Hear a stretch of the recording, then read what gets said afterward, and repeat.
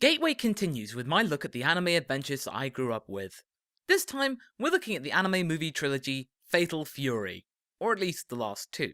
I didn't get a chance to watch the first Fatal Fury movie until 2011 when I found a copy online and bought it on DVD, so for over a decade, I was left wanting for the first movie. However, I still enjoyed the second and third movies, the new battle, and the motion picture.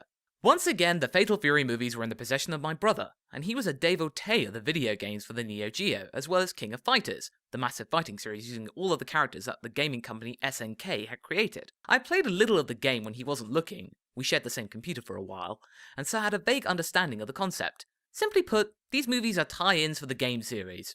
It's a game about fighting, SNK's answer to Capcom's Street Fighter franchise.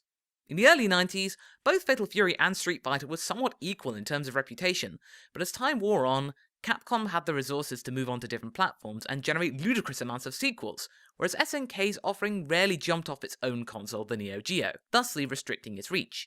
The latest original console release, not counting compilations or specials, was 15 years ago. However, the characters live on, primarily four of them: Terry Bogard, his brother Andy, Joe Higashi, and Mai Shiranui. These four are the main subjects in both of the movies that we're talking about today.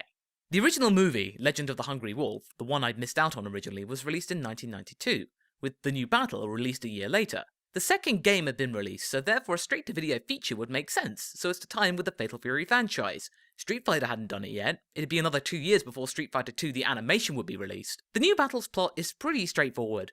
A German fighter named Wolfgang Krauser, who has immense political influence through the art of fisticuffs, gets into a tussle with Terry Bogard, the main character. Terry loses and then spends his time vacillating between hitting the bottle or going after Krauser and seeking his revenge. As such, Terry chooses the latter and recruits his buddies to help him, and they too get their own battles with Krauser's minions. In the fracas, Terry learns one of his signature attacks, the Power Geyser. We can guess what happens after that. My memories of this movie are vivid. I remember watching this video cassette at least a dozen times, as it was something really different from what I'd seen before. This had been just before I discovered Dragon Ball Z, and just after I had been enlightened about the works of Masamune Shirow. This had action, drama, cheese by the bucket load. This was made in the early 90s, and is solely about fighting to be fair, as well as violence. Most teenage guys like a spot of violence in their media. Despite the push from their parents and society to stamp out violence in media, the tide of blood and punches has caused the wider world to become more desensitized to it, so now it's not so brutal anymore. Of course, then we have the character Mai. Yeah, she's pure fan service, but thankfully she teases instead of thrusts in your face her assets. This keeps her character being cool instead of crass. Before this point, I'd never really seen half-naked ladies, and to be shown the likes of Miss Shiranui, well, it was illuminating to say the least. Looking back on the movie now, it's still a fun 70-minute romp. It's predictable, but it's entertaining, and worth being in any fighting enthusiast's collection of movies. Its presentation is very slick and still holds up today. I sort of miss the hand-coloured look and feel of anime. It feels more organic. We now move on to the motion picture. This was released in 1994, and ties into the continuity of the preceding two special releases.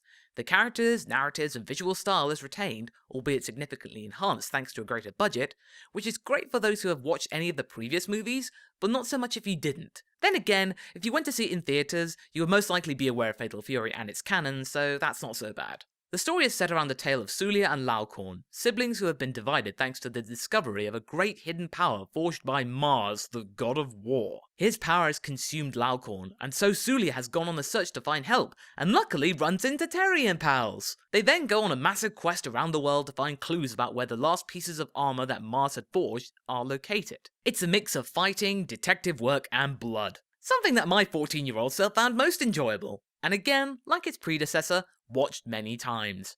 The plot again is simple, but it doesn't have to be complicated. It's about fighting gods. You don't need much more than that to make a compelling action film about a video game franchise. The video game got by with only fighting, therefore so can the anime feature. I will say that looking back on this movie, with a more educated mind when it comes to anime, this movie is pretty paper thin when it comes to narrative heft.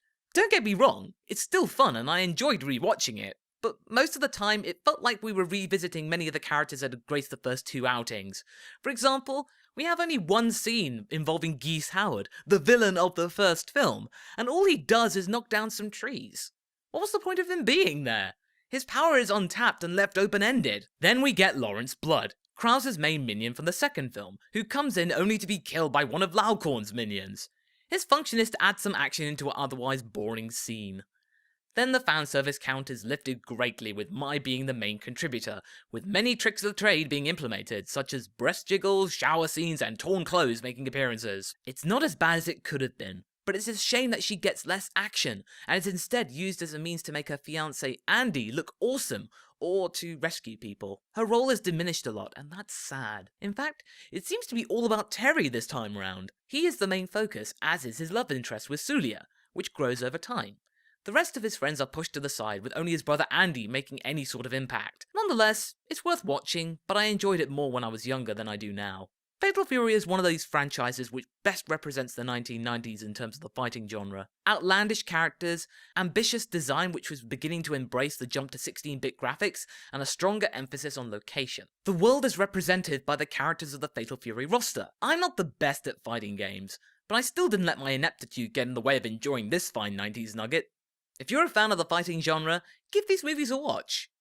If you like what you heard, please visit my Patreon campaign to help grow Anifile at patreon.com/MarsicoX.